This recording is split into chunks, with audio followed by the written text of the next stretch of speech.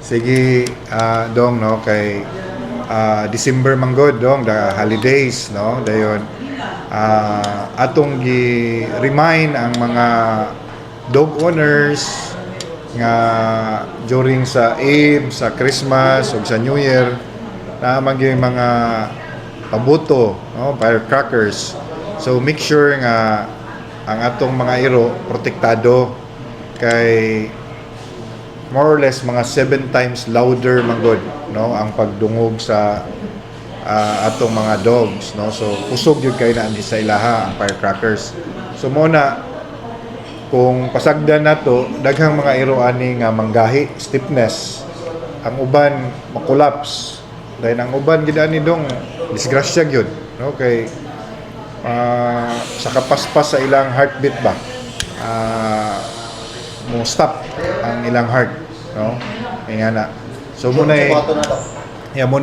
atong protektahan dong magbutang ta og kanang safe nga space sa atong mga dog no isulod baka nato silang kwarto ay pabutang sa likod no sa ilayo-layo gyud sa mga katong naay mga firecrackers ana dayon human sa magka lahom na ang kagabion mag-music ka no music kusog-kusgan nimo gamay ana dayon magkaduol na imo dayon pud sila dayon tagaan dong og mga treats no mga pakaon-kaon dito kaon-kaon ana para malingaw sila no di kay sila ka-focus sa buto-buto pero warning dong ang chocolate dili pwede sa dogs okay makahilo gina okay daghan na ba kay mga chocolates karon yung ingani holidays no so kana siya dong muna atong mga reminder sa mga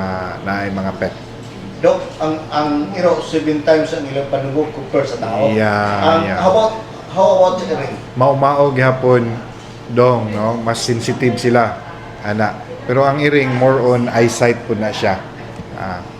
Sa buti pa sa eyesight dok. Ang iring dong mura ba og naay night vision. Makakita agad sila og kanang gabi. Maayo ilang vision compare sa atoa.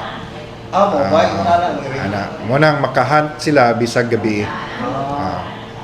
Okay. So, dok, doon na kay lain pang reminders dok kung sa ganito dok?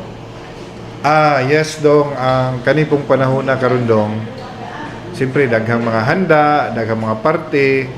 So, diri na pud mosulod ang among opisina sa about ani mga karning baboy, karning baka, mga poultry products no so make sure nga ang atong mga paliton nga mga karne dili angay maulaw no tanawon pangutan-on ang tindahan kung asa ba ni giihaw dayon niagi ba nig meat inspection no kay basig inig kaluto nato sa atong putahe laig lami baho ba so masayang atong mga party dong imbis kay sadya ta masaputo ni noon ta no so kung naagyo yung mga cases nga nakapalit mo baho nga ingana giyawhag na mo nga maani mo sa opisina kay para mag-guide mo na mo atong makorek no maripanan ba ta maulian ba ta ug atong maripriman kanang mga meat shop nga nagbaligya o wala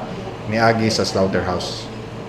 Daghan bang mga meat shop dok wala may agi ang kaning mga meat shop diri gyud dong agi maginag slaughterhouse no dayon gina-check po nato na sila dito pero kani manggong panahon na dong daghang mga ihaw ba nga kumikan sa mga okasyon sila na lang no da ipamaligya ra ba so mo nay atong gusto ma-prevent or ma-control no kaya na dok kung pananglitan dunay ingon ana nga case dok sumudo lang diri do lang diri dong kay ato na silang adtuon kanang mga ingana nga wala ni agi sa slaughterhouse.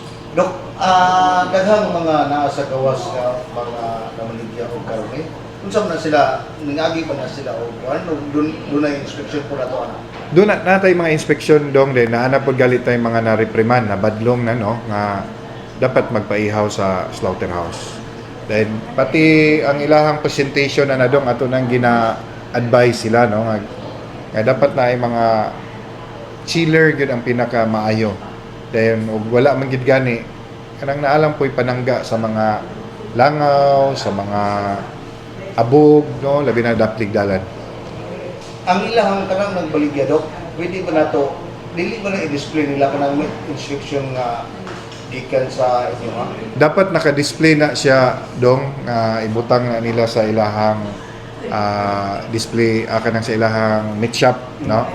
Pero ang uban ilaha po na silang taguan kay mabasa ba no. Pero ug mangita ta dapat naagid sila ikapakita kay kada adlaw magina siya, kada ihaw isyuhan gid sila ana. Usa ka baboy o bali usa og tanana. Pwede po siya kung isa ra iyang gipaihaw kay by kilogram man na siya dong then tatakan po siya. Okay, di naman na to ang tatak na, di naman makita na to kung maihaw na kuno kay kuan man. So kinahanglan tan-awon gid siya. Meat inspection certificate. Kung didusok ka sa ilahan sa imong gipalit mo Yes. tan-aw ka. Yes. Kanala siguro dok basin og dok continue ba ang ato ang pagpagapon sa ero? Yes, actually dong ugma nagalita schedule nga kapon no. Kuan gyapon katong sa mga lalaki kuha na tog itlog, iro og iring. Kada Huwebes na dok. Actually weekly. Weekly na siya. So makon Huwebes mo no? Huwebes, pero most likely Huwebes gyud ang atong schedule. Huwebes gid ang inyong schedule. So sa usa ka semana tagpila ka ero atong makapundo. Naagid sa mga pulo to 15 dong Kada semana. semana. Dok, kisay mo palit sa tambalan ni? Naman tay available karon. Natay available so wala na gid sila ingon pang pamaliton pa. Tanan libre. Yeah. Apay lang iri kanay. Yes. Ba dayon. Di ba kapon man ka diri dong? Oo. So kung diri sa opisina kay naaman sa ordinance na sila 350 nga bayron nun. Katong sa barangay ta nga nagkapon, free wa gid to kay kinang gipirmahan man tong mayor. Iaprubahan man tong mayor. Pero og diri ka naman ta sa ordinance gud nga naay 350 nga bayron nun. Kanang siguro sa ubang mga programa nito karon dok nga hinapos man ang tuig. Yeah. Ang monitoring ginato sa mga sakit dong perminti man no, labi na kaning African swine fever. Nindot pod kay na-educate na atong mga tao unlike before no. So nagpasalamat ta nga hantod karon ang atong syudad kanang negative pa sa African swine fever. So maunang digid ta mo undang sa atong mga gipanghimo na katong di na ta maglawog og pasaw dayon careful na ta sa atong mga binuhing baboy di na ta magpatakag pasulod kita mismo careful ta sa mga sapatos sinilas nga dili magbahas-bahas ta no ana quarantine gyud quarantine Na pa maghapon dok ang katong sa ato ang border line dok nga dili pasudlon ang katong gikan sa lain lugar. Yeah, labi na dihas labinay nakita diha perminti kanunay. Then atong gango nga mga borders ang atong PNP pasalamat mi kay sila mismo pod mo check og apil ana. So, ako sa'yo pagkitaon ganito dok? Veterinary health certificate Ang gikan sa lain lugar. gikan sa laing lugar.